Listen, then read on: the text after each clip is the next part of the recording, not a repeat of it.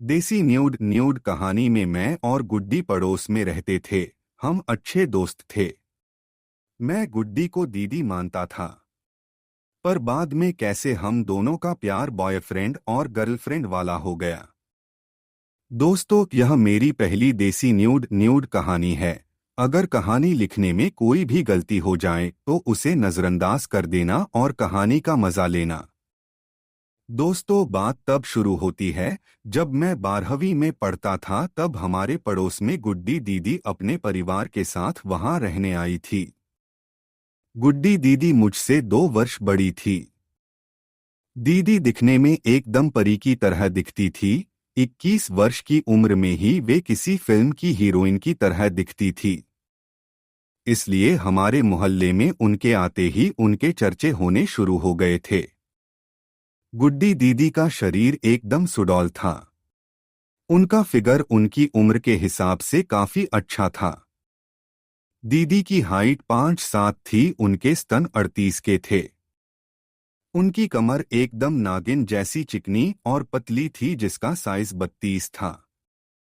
उनके शरीर में उनकी कमर और स्तन को कोई टक्कर दे सकता था तो वो थे उनके 2 गोल गोल नितंब। जब वे चलती थी तो मोहल्ले के जवान लड़कों के साथ साथ और बुजुर्ग का भी दिल डोल उठता था। गुड्डी दीदी के पापा एक वीआईपी थे, इसलिए उनके घर के ठाठ बाट काफी अच्छे थे। वे हमारे बगल वाले घर में ही आई थी, इसलिए उनकी मम्मी ने आते ही मेरी मम्मी के साथ दोस्ती कर ली थी, जिसका सबसे ज्यादा फायदा मुझे हुआ था। आगे चलकर मैं बताऊंगा कि कैसे मुझे मेरी मम्मी की गुड्डी दीदी की मम्मी की दोस्ती से फायदा हुआ।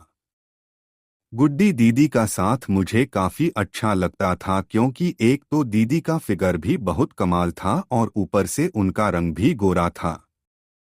वे मुझसे उम्र में बड़ी थी और ऊपर से वे मेरे साथ दिखती थी तो मोहल्ले के लड़कों को मुझसे जलन भी होती थी, जिससे मुझे बहुत ही अच्छा लगता था। इसलिए मैं गुड्डी दीदी के साथ रहने के बहाने ढूंढता था। कभी कोई बहाना ऐसे ही करते करते साल निकल गया। मैंने कॉलेज ज्वाइन कर लिया था और क्योंकि गुड्डी दीदी भी कॉलेज जाती थी तो मैंने भी उनके कॉलेज में ही एडमिशन लिया था ताकि मुझे उनका साथ ज्यादा से ज्यादा मिल सके।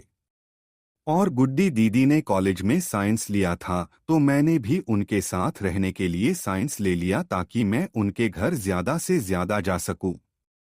अब तो मेरा पूरा समय दीदी के साथ ही बीतने लगा था। मैं कॉलेज भी दीदी के साथ जाता था और आता भी उन्हीं के साथ था, जिससे कॉलेज के लड़कों को मुझसे जलन होती थी क्योंकि गुड्डी दीदी का फिगर और ज्यादा निखर आया था। मेरे कॉलेज के नए दोस्तों के बीच भी मेरा इंप्रेशन ज्यादा अच्छा था क्योंकि जब भी वे मुझे दीदी के साथ देखते थे तो उन्हें लगता था कि शायद मेरे और दीदी के बीच कुछ है। पर मैं हमेशा मना करता था क्योंकि दीदी और मेरे बीच में कुछ नहीं था।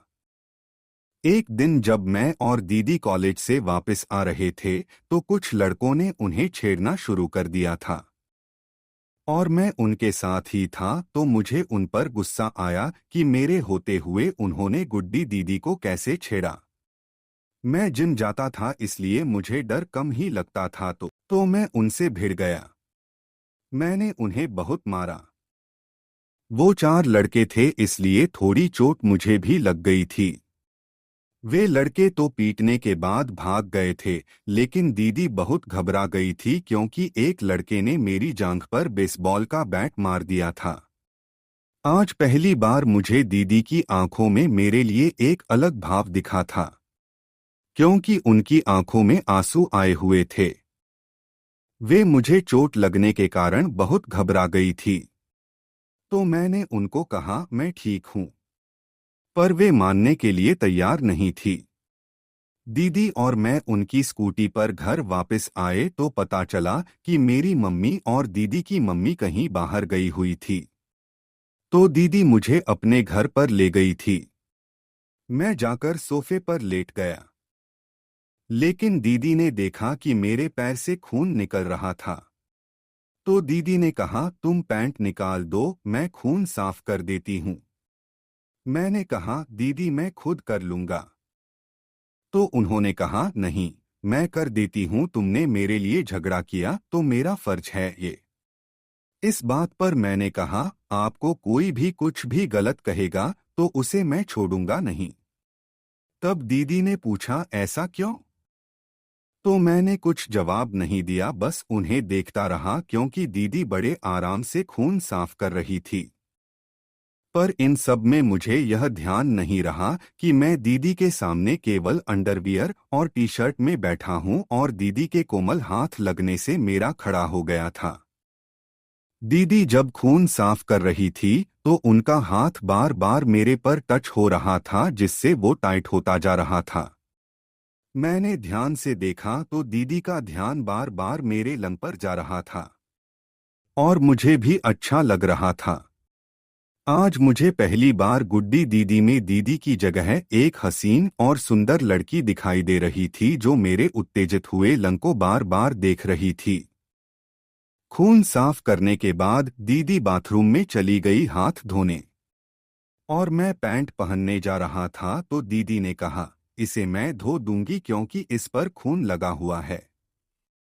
मैंने कहा, ठीक है दीदी, तो अब मैं क्या पहनूं? तो उन्होंने अपनी एक प्लाजो दे दी। उन्होंने कहा, मम्मी जब तक आएगी तब तक पैंट सूख जाएगी तो तुम तब तक यहीं रहो।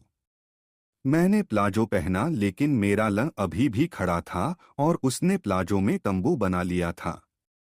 यह देखकर दीदी ने कहा, अरे यह तो अभी तक खड़ा है। और इतना कहते कहते वे मेरे पास आ गई थी। दीदी की आंखों में हवस की आग थी, जो मेरे लंग के खड़े होने से और ज्यादा बढ़ गई थी। उन्होंने पास आके मेरे लंग को अपने हाथों से पकड़ लिया और उसे दबाने लगी और साथ में सिसकारियां भी लेने लगीं। ऐसा लग रहा था कि आज दीदी अलग मूड में हैं। इससे पहले मैं कुछ कहता, दीदी ने मेरे होठों को अपने होठों से पकड़ लिया था, जिससे मुझे अच्छा लग रहा था। दीदी लगातार मेरे होठों को चूस रही थी और मेरे लंग को दबा रही थी। मैंने भी दीदी को अपनी बाहों में भर लिया और उनका साथ देने लगा। लगातार 15 मिनट चूसने के बाद दीदी ने प्लाजो को नीचे किया और मेरे लंग को अपने मुंह में भर लिया। वे मेरे लंग को चूसने लगी थी। दीदी मेरे लंग को लॉलीपॉप की तरह चूस रही थी। क्योंकि ये मेरे लिए पहली बार था तो मैं केवल 5 मिनट में ही झड़ गया। मैं दीदी के मुंह में ही झड़ गया था और दीदी ने मेरा भी पी लिया था, जो मुझे अजीब लगा था क्योंकि मुझे इन सब बातों के बारे में पता ही नहीं था। क्योंकि मैंने दीदी के अलावा किसी और बातों पर ध्यान ही नहीं दिया था। मेरे वी को पीने के बाद दीदी मुझे एक अलग ही नज़र से देख रही थी। वे मुझे अपने बेडरूम में ले गई और उन्होंने दरवाज़ा बंद करके अपने कपड़े निकाल दिए। मैंने पहली बार दीदी को उस दिन बिना कपड़ों के देखा। बिल्कुल सफ़ेद गोरा बदन, जिस पर एक भी बाल नहीं। यहाँ तक उनकी चूं भी बिल्कुल साफ थी। गुड्डी दीदी की चूत का रंग गुलाबी था, उनके निप्पल भी गुलाबी थे। दीदी के निप्पल बिल्कुल टाइट हो चुके थे। उनके स्तन वैसे भी बड़े थे, तो इसलिए निप्पल चूसने का मजा आने वाला था। दीदी ने मुझे घूरा और पूछा, ऐसे क्या देख रहे हो? पहले कभी बिना कपड़ों के लड़की नहीं देखी क्या? मैंने ना में सिर हिला दिया और दीदी को कहा, दीदी आपको ही देखा है पहली बार। तो इस पर उन्होंने कहा, दीदी नहीं, मुझे गुड्डी बोलो रॉकी। और इतना कहते हुए मुझे बेड पर लिटा दिया और मेरे ऊपर आकर मुझसे लिपट गई और मेरे होठों को चूमने लगी, उन्हें काटने लगी। दीदी लगातार अपने शरीर को मेरे शरीर पर रगड़ रही थी। हम दोनों की सांसें तेज हो चुकी थी, दिल की धड़कन बढ़ चुकी थी और मेरा लंड फिर से तन चुका था। मैंने प्लाजो निकल दिया था तो मेरा लंड सीधा गुड्डी की चूत पर जाकर लगा। मेरे लंड के गुड्डी की चूत पर लगते ही हम दोनों की एक साथ आह है निकली। देसी न्यूड न्यूड के ख्याल से हम दोनों के बदन में करंट दौड़ गया। दीदी तो मानो पागल ही हो गई थी। वे अपनी चूत को मेरे लंड पर रगड़ने लगी और मुझे चूमने लगी। तब तक मुझे भी जोश आ गया और मैंने दीदी के दोनों स्तनों को अपने मजबूत हाथों से पकड़ लिया और उन्हें दबाने लगा। मेरे इस अचानक पकड़ने से दीदी की चीख निकल गई क्योंकि मैंने बहुत जोर से उन्हें पकड़ लिया था। चीख निकलते ही मैंने दीदी के होठों को अपने होठों से दबा लिया जिससे उनकी आवाज बाहर तक न जा सके। मैंने दीदी के स्तनों को चूसना शुरू किया। यह न्यूड न्यूड एहसास बहुत ही यादगार था। मोटे मोटे 38 के स्तन जिनके निप्पल गुलाबी थे, वो आज मैं चूस रहा था। मुझे मजा आ रहा था।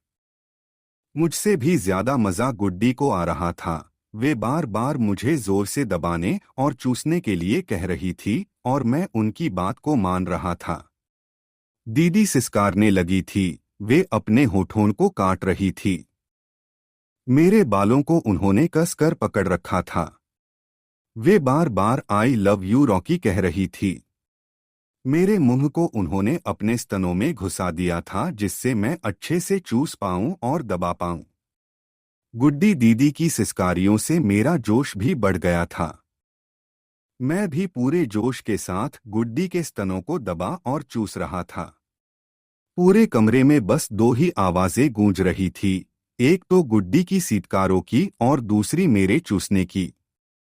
लगातार 20 मिनट तक दबाने और चूसने के बाद दीदी एकदम से शांत हो गई और मेरे ऊपर लेट गई। हम दोनों की सांसें तेज हो चुकी थी।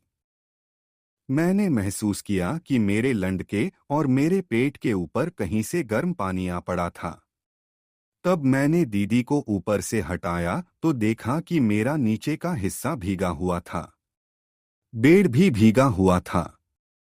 तब गुड्डी दीदी ने बताया कि जब लड़की अपने चरम पर होती है तो वह चूत से पानी छोड़ देती है जिससे उसे मजा आता है। तो मैंने कहा, मैंने तो अभी तक कुछ किया ही नहीं, तो पानी कैसे छोड़ दिया? दीदी ने कहा, मैं अपनी चूत को तुम्हारे लंड पर रगड़ रही थी, इसलिए। तभी दीदी ने यहां तक बताया कि लड़कियों को ऑर्गेज्म केवल रगड़ने से ही मिल जाता है। तो मैंने कहा, क्या मैं आपकी चूत को छूकर देख लूं? दीदी ने कहा, पागल पूछ मत, जो भी करना है कर ले, आज मैं तुम्हारी ही हूं।